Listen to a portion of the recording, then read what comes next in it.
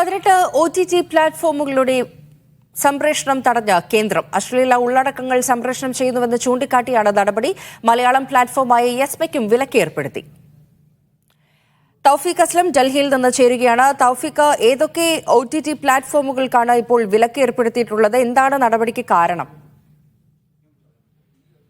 ഫാരിഷ, അശ്ലീല ഉള്ളടക്കം പ്രദർശിപ്പിച്ചതിനാണ് ഇപ്പോൾ OTT ആപ്പുകളും അതോടൊപ്പം തന്നെ സോഷ്യൽ മീഡിയ പ്ലാറ്റ്ഫോമുകൾക്കുമെതിരെ കേന്ദ്ര സർക്കാർ നടപടി സ്വീകരിച്ചിരിക്കുന്നത്. മലയാളം OTT പ്ലാറ്റ്ഫോമായ യെസ്മ ഉൾപ്പെടെ 18 പ്ലാറ്റ്ഫോമുകളെയാണ് കേന്ദ്ര വാർത്താ വിതരണ മന്ത്രാലയം ഇപ്പോൾ നിരോധിച്ചിരിക്കുന്നത്. ഇതോടൊപ്പം 19 വെബ്സൈറ്റുകൾ, 10 ആപ്ലിക്കേഷനുകൾ, അതോടൊപ്പം തന്നെ 57 സോഷ്യൽ മീഡിയ അക്കൗണ്ടുകളും കേന്ദ്ര സർക്കാർ നിരോധിച്ചിട്ടുണ്ട്. സിനിമകളും ഹസ്തചിത്രങ്ങളുമാണ് ഇത്തരം പ്ലാറ്റ്ഫോമുകളുടെ സ്ട്രീം ചെയ്യുന്നത്. എന്നാൽ ഇതിൽ നിരവധി അശ്ലീലങ്ങൾ കലരുന്നു എന്ന് പറഞ്ഞുകൊണ്ടാണ് കേന്ദ്ര സർക്കാർ ഇപ്പോൾ ഇത്തരമൊരു നടപടിയിലേക്ക് കടന്നിരിക്കുന്നത്. ആവിഷ്കാര സ്വാതന്ത്ര്യത്തിന്റെയും സർഗാത്മകതയുടെയും പേരിൽ അശ്ലീലവും ചൂഷണവും അനുവദിക്കാനാകില്ലെന്ന് മന്ത്രി അനുരാഗ് സിംഗ് ഠാക്കൂർ ഈ നിരോധന ഉത്തരവ് പുറപ്പെടുവിച്ചുകൊണ്ട് പറയുകയുണ്ടായി. 2020 IT ആക്ട് നിയമത്തിലെ സെക്ഷൻ 67, 67A ആ നിയമങ്ങൾ ഉൾപ്പെടെ ഉപയോഗിച്ചുകൊണ്ടാണ് ഇപ്പോൾ ഇത്തരം നിരോധനം കേന്ദ്ര സർക്കാർ എടുത്തിരിക്കുന്നത്. ഈ പ്ലാറ്റ്ഫോമുകളിലെ ഉള്ളടക്കത്തിന്റെ ഒരു പ്രധാന ഭാഗം അശ്ലീലവും സ്ത്രീകളെ അപമാനിക്കുന്ന രീതിയിൽ ചിത്രീകരിക്കുന്നതുമാണെന്നാണ് ഇപ്പോൾ കേന്ദ്ര സർക്കാർ കണ്ടെത്തിയിരിക്കുന്നത്. ഇതിനെ തുടർന്നാണ്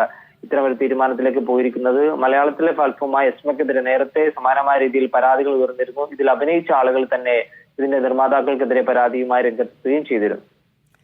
മലയാളം പ്ലാറ്റ്ഫോമായ യെസ്മ ഉൾപ്പെടെ 18 OTT പ്ലാറ്റ്ഫോമുകൾക്കാണ് കേന്ദ്രം ഇപ്പോൾ വിലക്ക് ഏർപ്പെടുത്തിയിരിക്കുന്നത്. വിവരങ്ങൾ തൗഫീഖ് അസ്ലം നൽകുകയായിരുന്നു.